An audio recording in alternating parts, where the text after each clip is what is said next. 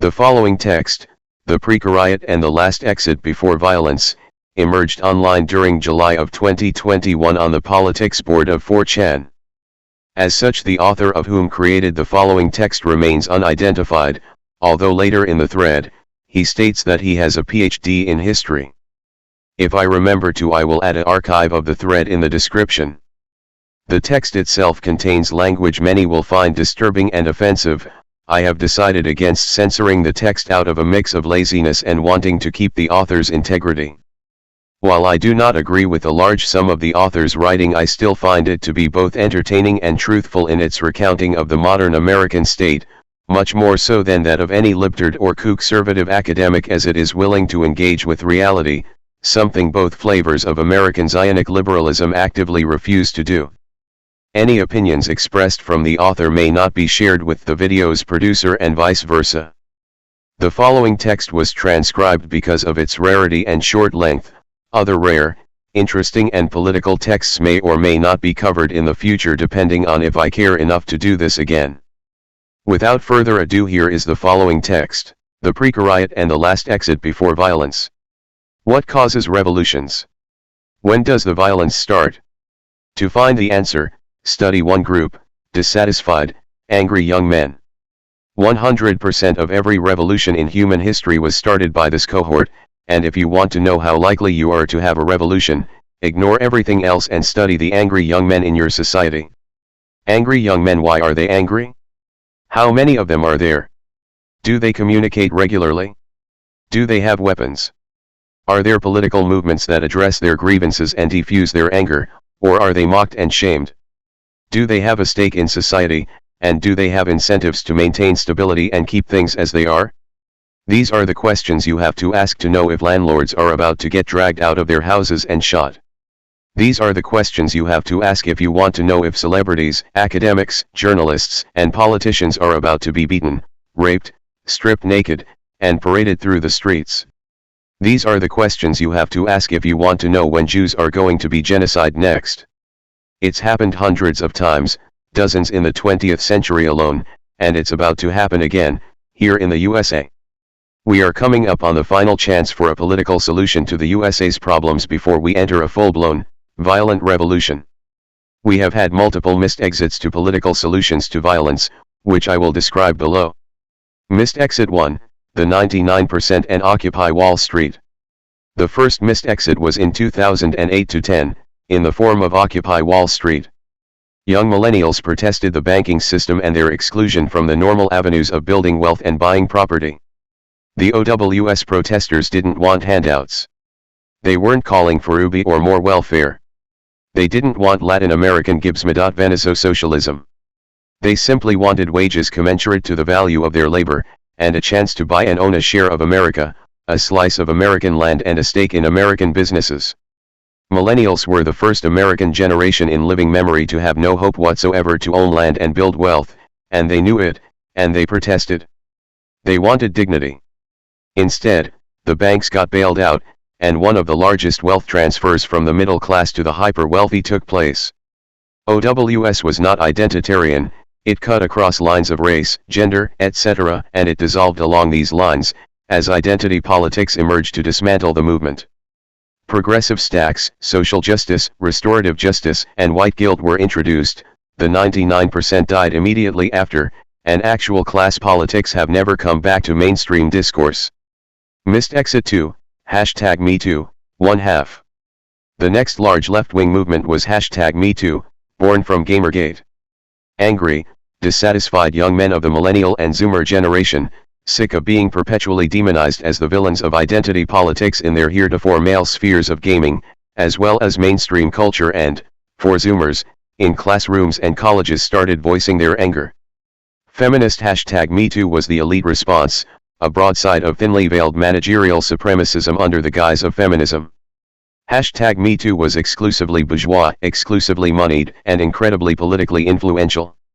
From 2015 to 2018, #MeToo accelerated the reconfiguration of American politics, journalism, media, culture, and the Overton window of mainstream discourse.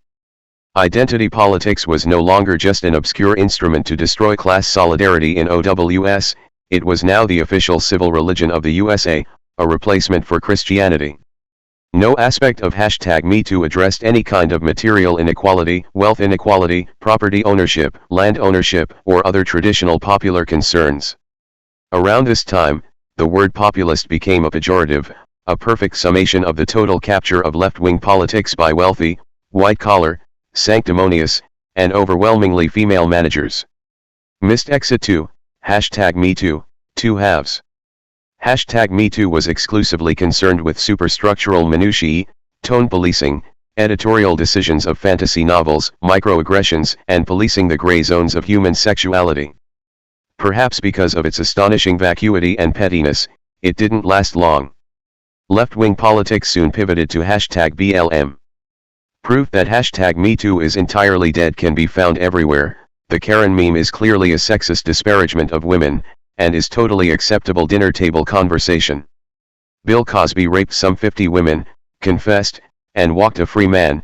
There were no protests, and there was no vociferous objection. The feminists were silent, partly because they had nothing to say about the material world. Biden probably sexually harassed a woman or two, nobody cared. #MeToo was more successful in reducing the breast size of Japanese video game characters than it was in creating any tangible improvement to the lives of Americans, male or female. And now, #MeToo, like OWS before it, is dead. Missed exit 3, #BLM, 1 half. BLM is the largest social movement in post-war American history and the largest charity drive in American history, although nobody is quite sure where the billions of dollars of donations have gone, and interracial trust is at a historic low since the civil rights era. Sins of today. If #MeToo approximated a civil religion, BLM codified its doctrines in critical race theory, complete with foreign missions, European football players kneeling to the new American God, prophets, Robin DiAngelo, Ibram Kendi, etc., martyr saints, George Floyd, whose image is painted on the walls of every American city, castes, blacks at the top, whites and Asians at the bottom, and a motivated political party, the Biden administration. BLM's sister doctrine, diversity, equity, and inclusion is a tithe that every organization, public and private, pays to the new religion. As with #MeToo before it, BLM is only nominally leftist, and as with #MeToo, it's overwhelmingly bourgeois, openly disdainful of the productive classes such as manual laborers, farmers, etc., who it openly mocks and despises. Cultural workers, teachers, and government or corporate bureaucrats are the heroes of BLM, farmers, oil field workers, and bricklayers are its deadly enemies. Missed exit 3, #BLM, 2 halves. BLM has no plan whatsoever for fixing the wealth gap, land ownership, or public stakes in businesses. It's primarily concerned with openly anti-empirical police and educational policies, which dramatically fail every time they're implemented. Conveniently, BLM is also strictly opposed to objective measurement and accountability, a sensible orientation that may allow it to endure for a year or two more than it would otherwise. Critical race theory is fundamentally a faith-based doctrine. Facts don't matter, only spiritual virtue, admissions of guilt, and celebrations of the word. Unsurprisingly, the old atheist intelligentsia that castrated Christianity for young millennials Richard Dawkins, Sam Harris, et al., absolutely loathe CRT. Presumably once people start realizing that defunding the police massively increases rape and murder rates and that abolishing standardized testing doesn't improve black literacy, there will be a backlash. From the public perspective, the best aspect of BLM is a typical Latin American-style socialism based on demanding a vastly expanded government bureaucracy to give welfare and handouts to an elect class of professional victims. Even in this regard, it appears to have partially failed. Blacks are no better off than before #BLM, likely due to the extremely corrupt grifters in charge of the treasury of the organization.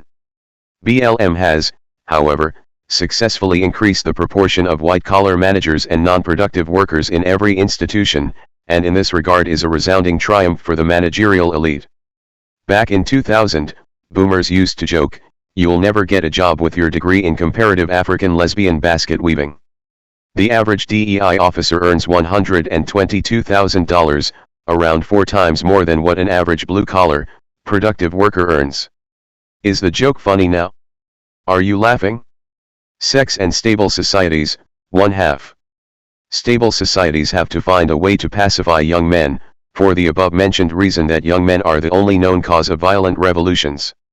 If you piss off enough young men, your civilization doesn't survive.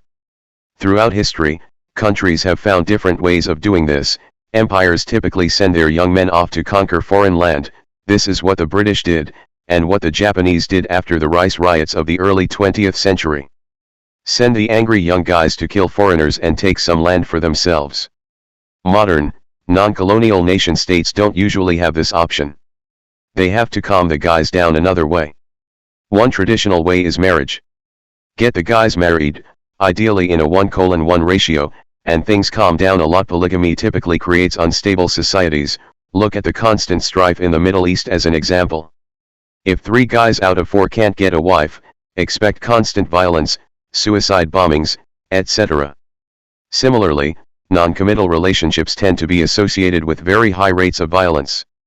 Look at the West African matriarchal societies, where men don't stay with their pregnant partners, and instead form rotating circus of bandits, rapists, and murderers. These societies never invented the wheel, the plow, the sail, or a written script, and today enjoy the highest rape and murder rates on the planet. This is almost certainly because of the constant havoc caused by angry, unanchored, deracinated, alienated men, none of whom had fathers. Tragically, this pattern that has been nearly identically reproduced in black communities in Baltimore, East St. Louis, Detroit, etc., communities that BLM is conspicuously silent about, because BLM is a managerial project for increasing the number of white-collar administrators in public and private institutions, not a project to improve the lives of black people. Sex and stable societies, 2/2. Increasingly, young men in the USA don't marry, don't have sex, and don't have girlfriends. Over 40% of Zoomer males have never had sexual intercourse. The median age of the cohort is 21. This is historically unprecedented. Women have a calming and pacifying effect on males, even on the biological level. Cohabiting with a partner lowers your testosterone and drastically decreases your violent crime rate. But young men in the USA aren't doing that. Settling down with a woman requires resources. It requires a stake in society. It requires a slice of American land. For millennials and Zoomers, this is close to impossible. The chance that you marry increases massively if you own property. The chance that you have children increases massively too. The inability of young men to buy property is directly causing their failure to have long-term partners and children. Guys who 40 years ago would have been doing DIY, building a front porch, volunteering at the local church, and helping raise their kids, are today spending their nights ranting about the Jews on 4chan. If you are concerned about the possibility of a violent revolution, this development should alarm you. OWS touched on this issue, but the two major leftist political movements, #MeToo and #BLM, have not even obliquely addressed this problem. In the case of #MeToo, male success and well-being is probably directly antithetical to the movement's stated objectives, inasmuch as they ever relate to material reality, which is rare. Pacifying young men. The USA has developed a new solution to pacifying young men that does not depend on marriage, children, love, community, business ownership, or ownership of a little plot of land to call their own. The new solution is drugs, pornography, video games, junk food, and social media. Millennial so far, it appears to have worked to sedate the young men. Even the angriest young men are so physically unfit from their sedentary lifestyles and corn syrup diets that the chances of them forming a cohort of red guards and door-to-door murdering landlords is vanishingly slim. They're much more likely to smoke a blunt, eat some Fruit Loops, and watch Rick and Morty. But how long can this passivity last? Are we kicking the can down the road, or have we finally found a way to permanently stop violent revolutions? Is this what Francis Fukuyama called the end of history? Will Zoomer males, totally iced out of land ownership and business ownership, be content with subscription service everything, spending their lives as perpetual, sexless tenants, receiving government UBA stipends which get funneled instantly into the pockets of a hedge fund mega landlord and online pornography purveyors? Is Ready Player One the perfect image of the immediate future? Are corn syrup, Nintendo, porn, and weed the ultimate technology in preventing Mao Zedong or Adolf Hitler from rising again? It's very hard to tell, not least because exactly zero good faith sociologists are examining what is going on in all male spaces and male culture. We simply have no idea how close we are to a Bolshevik revolution. It might happen tomorrow. Land ownership and violence, 1/2. If you had an average salary in 2020, and saved every single spare penny you had, by the end of the year you were further from purchasing the average residential home than you were at the start of the year. You played by the rules, you scrimped and saved, and you were further from the American dream. This is obscene. This should be the top, and possibly the only, news story in our country. It is the largest problem we face as a civilization. Failure to solve this problem will lead to mass murder, rape, and the total destruction of our civilization. Instead, the news gives us stories about how it's racist that Naomi Osaka, net worth, $60,000,000, is forced to give interviews, and candid discussions about how much racism is faced by the British royal family, net worth, $BN, and Oprah, net worth, $2.7 billion. Land ownership and violence, 2/2. Here's an excerpt from an online forum popular with Zoomer males: I'm going to own a house by the time I'm 40. If I can't afford it, I'll fucking take it. I'll shoot someone and take their fucking house. I'm an American, and I'm going to own a piece of America. My ancestors killed and took land. If I can't buy it legally, I'll do the fucking same. Fuck Black Rock Capital. Fuck the government. Fuck my faggot kike landlord and his bitch of a wife. I'm not a rent kook. How many young men feel the same way? Do they speak to each other? How many more politically peaceful chances do we have to avoid them enacting this fantasy? Do wealthy Americans of the managerial class understand that there are increasingly angry, deracinated, alienated young men with absolutely no incentive to maintain society as it is? The CIA, FBI, and NSA have identified angry young men as the #1 terrorist threat to the USA. You should listen. Unfortunately, the proposed solutions are, inevitably, of the managerial type: we need more censors, more anti-bias training, more government spying, more anti-racist educators, more control over publishing, more scrutiny of social media, more shaming of young men, more language policing. None of these solutions make even passing reference to why males are angry. Who cares? Will these solutions work? Demography of violence. You may think that I'm exclusively talking about the bête noire of American politics, the dreaded white male. Soon, that won't be true. Over 50% of under 18s in the USA are Hispanic.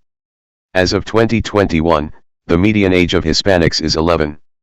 In less than a decade, a colossal cohort of young, low net worth, low education young males are going to begin adulthood. Their parents usually married and settled down. The younger generation of Hispanics do not. They don't marry, they don't have kids, they don't own businesses, and they don't own property. Will they be satisfied with a future of perpetual tenancy to non-Hispanic landlords, compounded by their humiliating cultural inferiority to the non-Hispanic white population? Will they peacefully lay down and accept their fate? The best outcome is a descent into constant low-level violence, as we see in Colombia, Mexico, etc. The more likely outcome is an actual revolution as young men from this cohort decide to take what they want. If working doesn't get you anywhere, what kind of an imbecile works?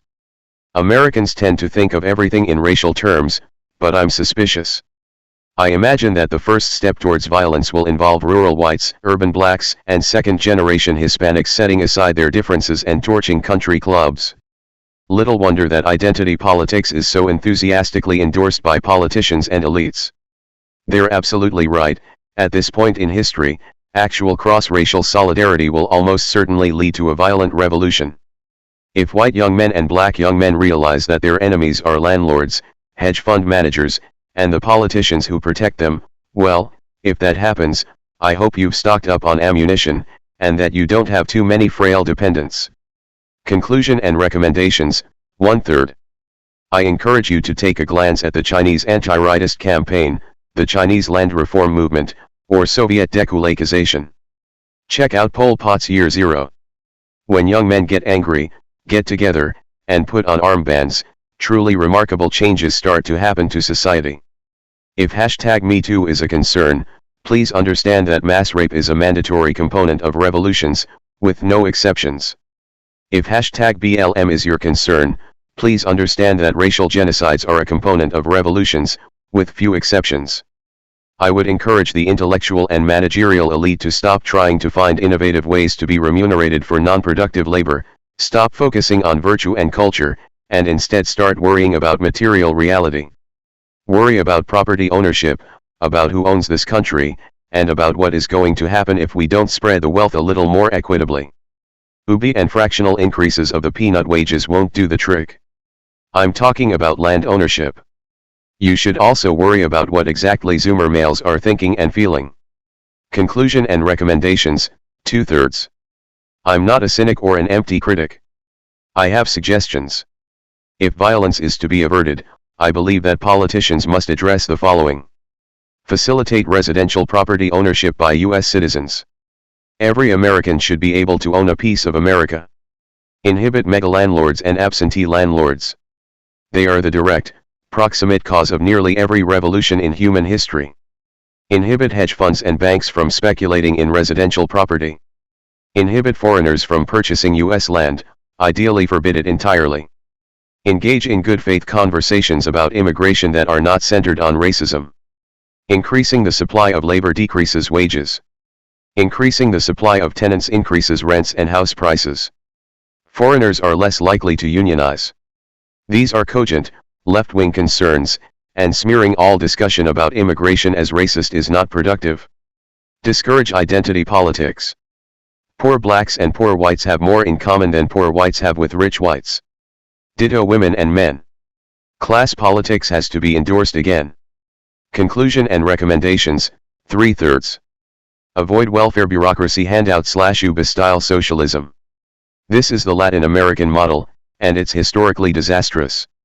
Cuba, Venezuela, Colombia, etc. have experimented with it, and it always fails. Left-wing politics should focus on the wealth gap and ownership.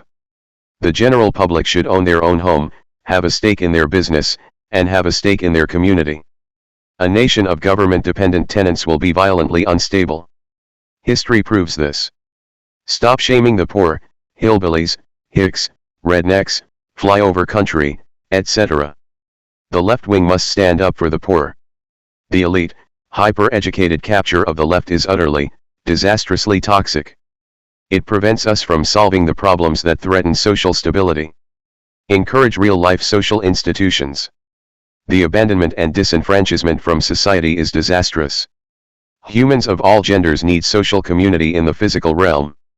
Respecting young men may be difficult, but at least fear them. Understand that they do, to a real extent, hold a gun to the head of your civilization. It is young men who decide if we have a great leap forward or a deculacization or a crystal knocked.